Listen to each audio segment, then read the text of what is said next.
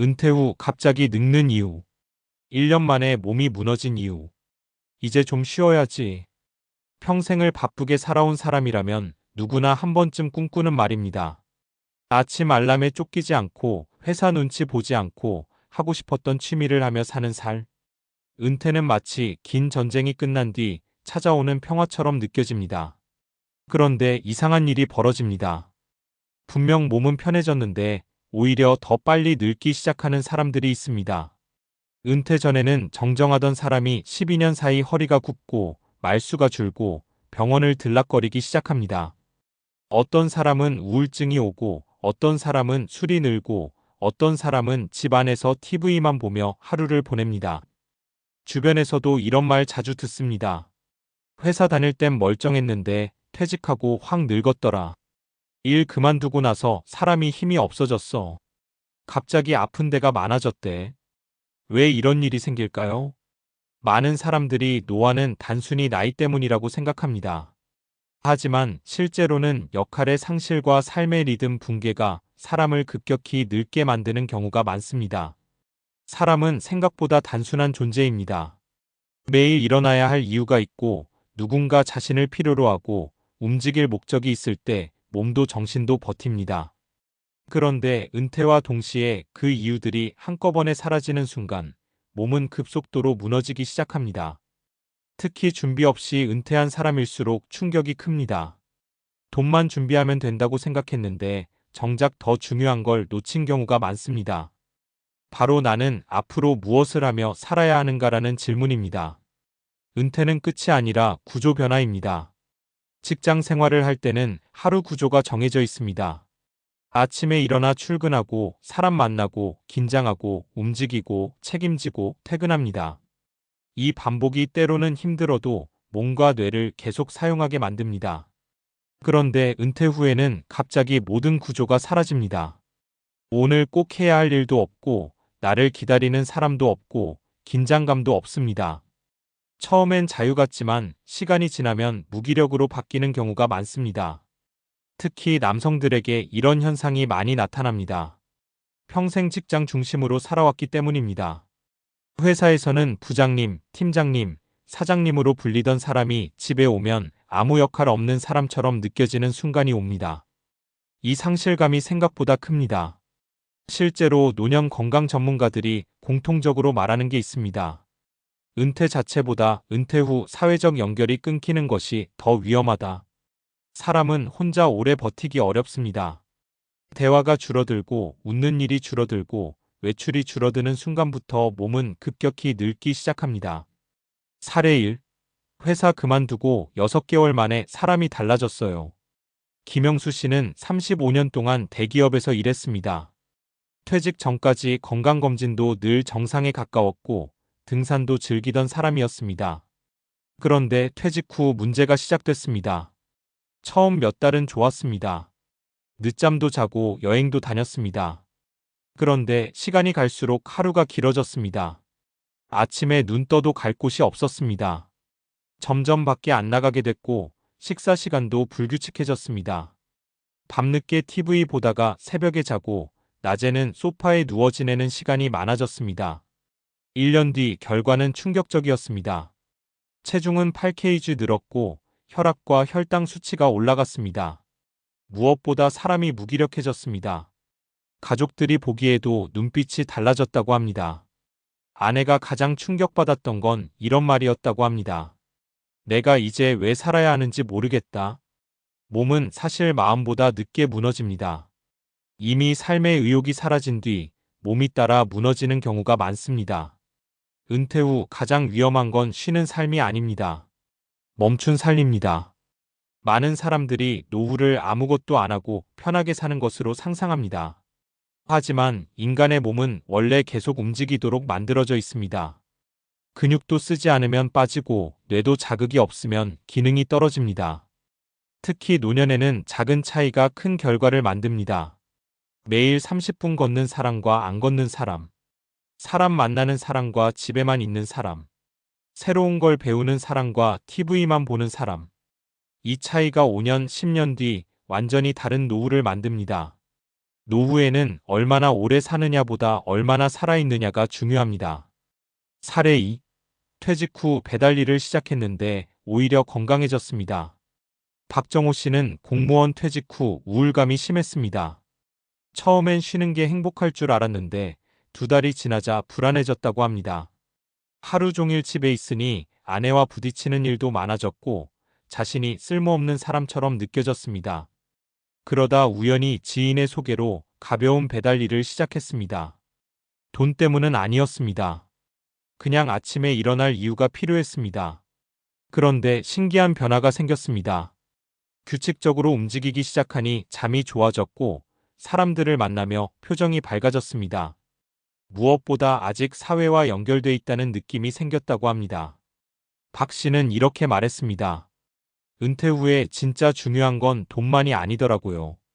내가 아직 필요하다는 느낌, 그게 사람을 살게 합니다. 이 말은 굉장히 중요합니다. 노년의 건강은 병원보다 삶의 의미와 더 깊게 연결돼 있는 경우가 많습니다. 은퇴 준비는 통장만 준비하는 게 아닙니다. 많은 사람들이 은퇴 준비를 재테크 중심으로만 생각합니다. 물론 경제력은 중요합니다. 하지만 돈만 있다고 행복한 노후가 되는 건 아닙니다. 실제로 은퇴 후 힘들어하는 사람들 중에는 경제적으로 여유 있는 사람도 많습니다. 왜일까요? 시간을 어떻게 살아야 할지 모르기 때문입니다. 은퇴 후에는 반드시 3가지가 필요합니다. 첫째, 매일 할 일. 거창할 필요 없습니다. 아침 산책, 텃밭 가꾸기, 손주 등하원, 봉사활동, 독서 모임, 운동. 이런 작은 루틴이 사람을 지탱합니다. 둘째, 사람. 노년에는 인간관계가 건강입니다. 혼자 오래 있으면 생각이 어두워지고 몸도 빨리 약해집니다. 친구 1명, 자주 통화하는 사람 1명이 노후의 우울을 막아주는 경우가 많습니다. 셋째, 새로운 목표. 나이가 들어도 목표는 필요합니다. 여행 계획, 악기 배우기, 글쓰기, 자격증 공부, 작은 일거리. 사람은 미래가 있을 때 젊어집니다. 사례 3. 65세에 그림을 배우며 다시 살아났습니다. 이순자 씨는 남편을 먼저 보내고 심한 우울증을 겪었습니다. 자녀들은 모두 독립했고 하루 종일 혼자 집에 있는 시간이 많았습니다. 밥도 대충 먹고 사람 만나는 것도 싫어졌습니다. 그러다 동네 문화센터에서 우연히 수채화를 배우기 시작했습니다. 처음엔 시간 때우기였습니다. 그런데 점점 그림이 재미있어졌습니다. 같이 배우는 사람들과 친해졌고 전시회도 준비하게 됐습니다. 아침에 일어나는 이유가 생긴 겁니다. 무엇보다 얼굴 표정이 달라졌습니다. 딸은 말합니다. 엄마가 다시 살아난 느낌이었어요. 노년에도 사람은 변할 수 있습니다. 아니, 오히려 노년이야말로 진짜 자기 삶을 시작하는 시기일 수도 있습니다. 결국 사람을 늙게 만드는 건 나이가 아닙니다. 물론 세월은 누구도 피할 수 없습니다. 하지만 모든 사람이 같은 속도로 늙지는 않습니다. 어떤 사람은 70세에도 눈빛이 살아있고 어떤 사람은 60세에 이미 삶을 포기한 듯 살아갑니다. 그 차이는 단순히 유전이 아닙니다. 움직이느냐? 사람과 연결돼 있느냐? 삶의 의미가 있느냐? 내일이 기다려지느냐? 이 차이가 사람을 늙게도 하고 다시 젊게도 만듭니다. 은퇴는 인생이 끝나는 순간이 아닙니다. 오히려 진짜 내 삶이 시작되는 시간일 수 있습니다. 그러니 은퇴를 준비한다면 돈만 준비하지 마십시오. 나는 앞으로 어떤 하루를 살 것인가? 누구와 연결되어 살아갈 것인가? 무엇 때문에 아침에 일어날 것인가? 이 질문을 준비하는 사람이 은퇴 후에도 무너지지 않습니다. 몸은 결국 마음이 이끄는 방향으로 따라가기 때문입니다. 은퇴 후 많은 사람들이 가장 먼저 놓치는 것이 있습니다. 바로 몸은 쉬게 했는데 뇌까지 쉬게 만든다는 점입니다. 사실 인간의 뇌는 가만히 있는 것을 좋아하지 않습니다. 계속 쓰고 움직이고 자극을 받아야 유지됩니다. 그래서 전문가들은 노년 건강에서 운동만큼 중요하게 보는 것이 바로 인지 활동입니다. 특히 은퇴 후 갑자기 늙는 사람들에게 공통적으로 나타나는 현상이 있습니다. 말수가 줄어든다. 새로운 걸 귀찮아한다. 기억력이 급격히 떨어진다. 작은 일에도 의욕이 없다. 사람 만나는 걸 피한다. 많은 사람들이 나이 들어서 그런가 보다 하고 넘기지만 실제로는 뇌 사용량이 급격히 줄어든 영향이 큽니다. 뇌는 근육과 비슷합니다. 쓰지 않으면 기능이 떨어집니다. 실제로 해외 노년의학 연구들을 보면 은퇴 직후 사회활동과 학습활동이 급격히 줄어든 사람일수록 인지 기능 저하 속도가 빨라지는 경향이 반복적으로 나타납니다. 반대로 새로운 언어를 배우거나 악기를 배우거나 꾸준히 사람들과 교류하는 노년층은 치매 위험이 상대적으로 낮았습니다. 왜 이런 차이가 생길까요? 우리 뇌에는 신경가 소성이라는 기능이 있습니다. 쉽게 말하면 나이가 들어도 새로운 자극을 받으면 뇌가 계속 연결망을 만든다는 뜻입니다. 예전에는 나이 들면 뇌세포는 끝이다라고 생각했지만 지금은 아닙니다. 노년에도 뇌는 변화합니다. 다만 조건이 있습니다.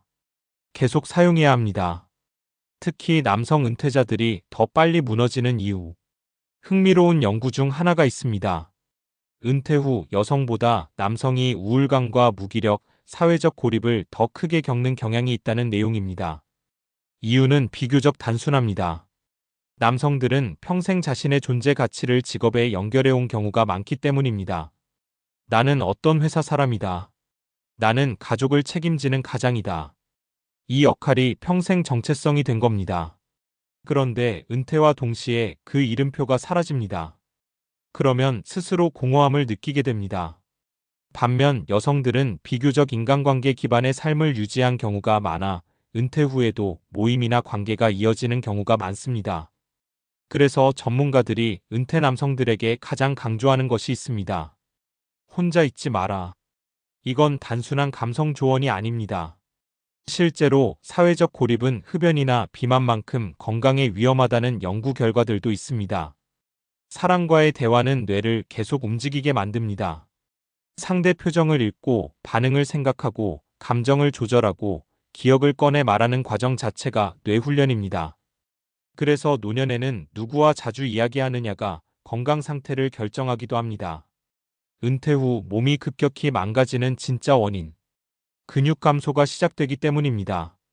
노년 건강에서 가장 무서운 건 사실 병 자체보다 근육 감소입니다. 나이가 들수록 근육은 자연스럽게 줄어드는데 은퇴 후 활동량까지 줄어들면 감소 속도가 훨씬 빨라집니다. 문제는 근육이 단순히 힘만 담당하는 게 아니라는 점입니다. 근육은 우리 몸의 대사와 면역, 혈당 조절까지 영향을 줍니다. 근육이 줄어들면 생기는 변화는 생각보다 심각합니다. 쉽게 피곤해진다. 무릎과 허리가 아프다.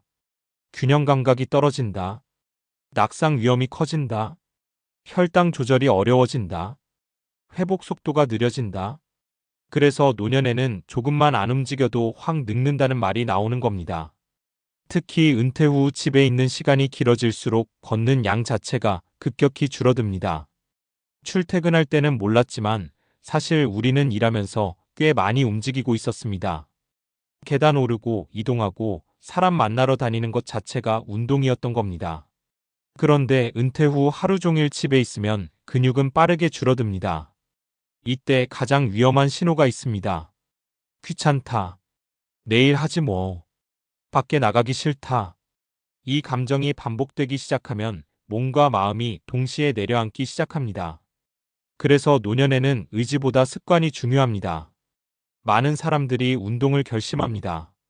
하지만 노년에는 의지만으로 오래가기 어렵습니다. 몸도 예전 같지 않고 작은 통증에도 쉽게 포기하게 됩니다.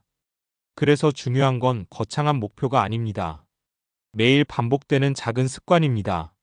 아침에 20분 걷기, 햇볕 보기, 정해진 시간에 식사하기, 하루 한 번 사람과 통화하기, 일주일 2번 근력 운동하기.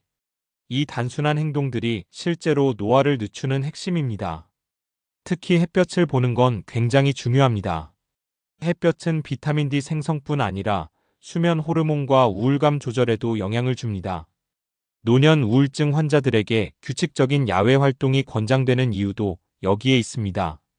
결국 건강한 노후는 특별한 비법보다 기본의 반복에서 만들어집니다. 노후가 무너지는 사람들의 공통점. 가만히 보면 은퇴 후 급격히 무너지는 사람들은 비슷한 말을 합니다. 이 나이에 뭘? 이제 다 끝났지. 늙었는데 뭘 더해? 문제는 이런 생각이 행동을 멈추게 만든다는 겁니다. 행동이 멈추면 몸이 늙고 몸이 늙으면 마음도 무너집니다. 그리고 다시 아무것도 하기 싫어집니다. 이 악순환이 시작되면 노화는 훨씬 빨라집니다. 반대로 늦은 나이에도 활기 있는 사람들은 꼭 대단한 사람이 아닙니다. 그냥 계속 움직입니다. 배우고 만나고 웃고 계획합니다. 70세에 스마트폰 편집을 배우는 사람도 있고 65세에 등산 동호회를 시작하는 사람도 있고 80세에 글쓰기를 시작하는 사람도 있습니다. 그 사람들에게 공통점이 있습니다. 아직 인생이 남아있다고 믿는다는 점입니다. 사람은 미래를 포기하는 순간 가장 빨리 늙습니다. 그래서 은퇴 후 진짜 중요한 준비는 따로 있습니다. 돈이 아니라 계속 살아갈 이유를 만드는 것. 그게 결국 오래 건강하게 사는 사람들의 가장 큰 차이입니다.